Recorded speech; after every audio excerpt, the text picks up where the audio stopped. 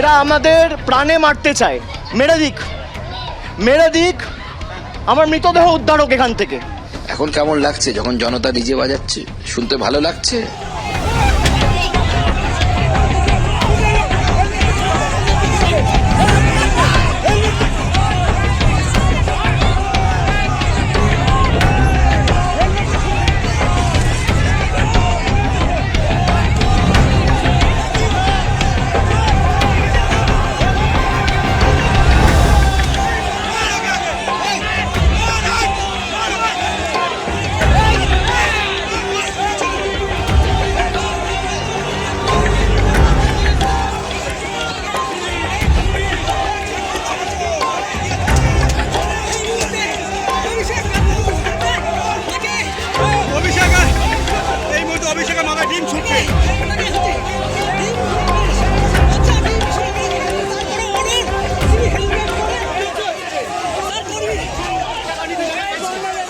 দিনকাদিন জোরের রাজ্য 15 বছর আমাদের এই রাজ্যটাকে শেষ করেছে।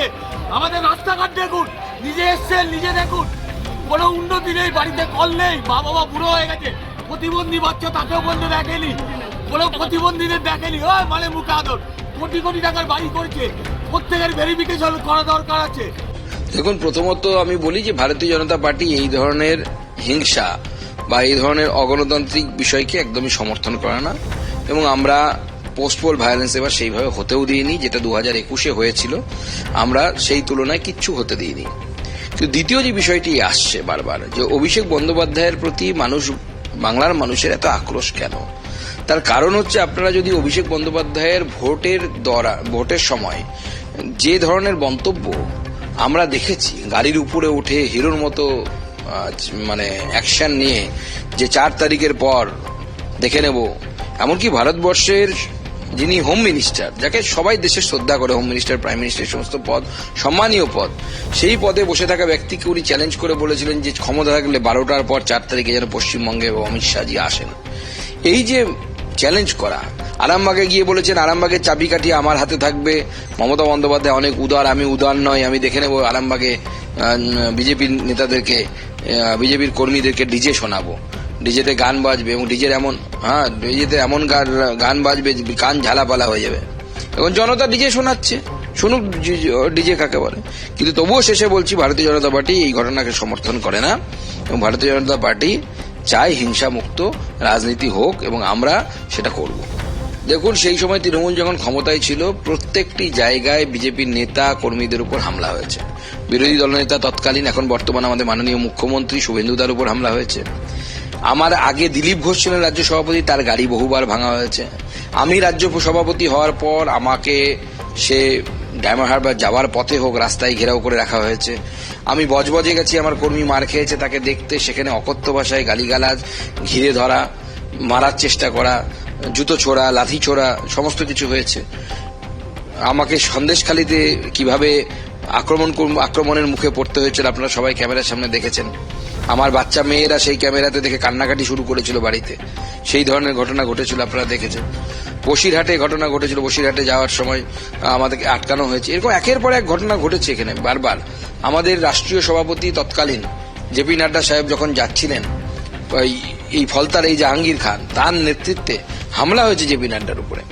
ওনার বুলেট প্রুফ গাড়ি ছিল বলে উনি বেঁচে গেছেন, বাদবাকি প্রচুর গাড়ির কাজ বলে কিছু ছিল না। কৈলাস বিজয়বর্গীয় যিনি তৎকালীন অল ইন্ডিয়া জেনারেল সেক্রেটারি ভারতবর্ষের ভারতীয় জনতা পার্টির, তার হাত থেকে রক্ত বেরোচ্ছিল, আমরা দেখেছি সেই দৃশ্য। আজকে তারা বড় বড় কথা বলছে, তখন শুনতে অবাক লাগে।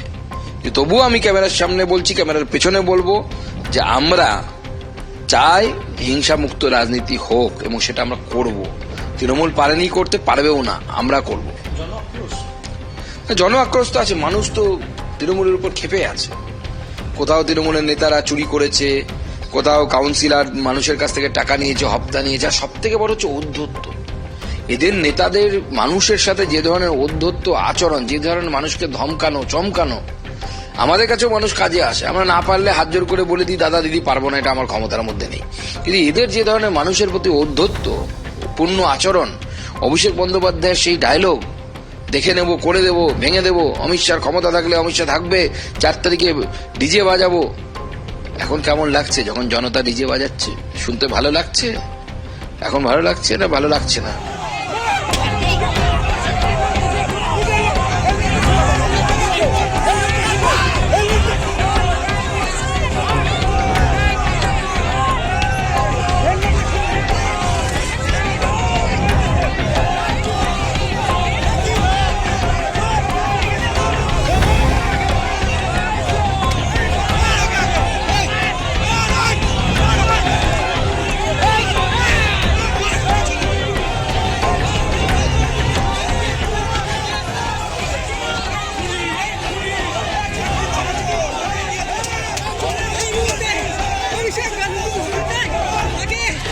অভিষেকের এই মুহূর্তে অভিষেকের মাথায় ডিম ছুটছে।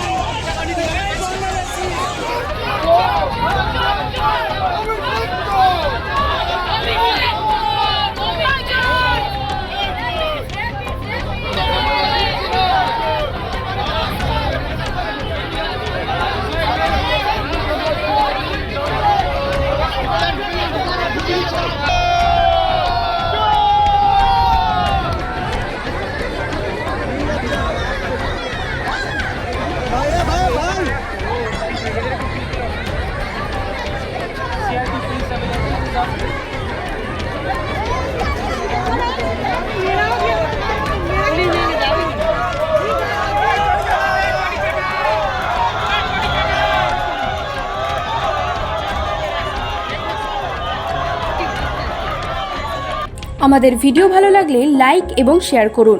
কমেন্ট সেকশনে গিয়ে জানান আপনাদের মতামত। আরও ভিডিও পেতে আমাদের চ্যানেল সাবস্ক্রাইব করুন এবং প্রতি মুহূর্তে খবরের আপডেট পেতে প্রেস করুন বেল আইকন।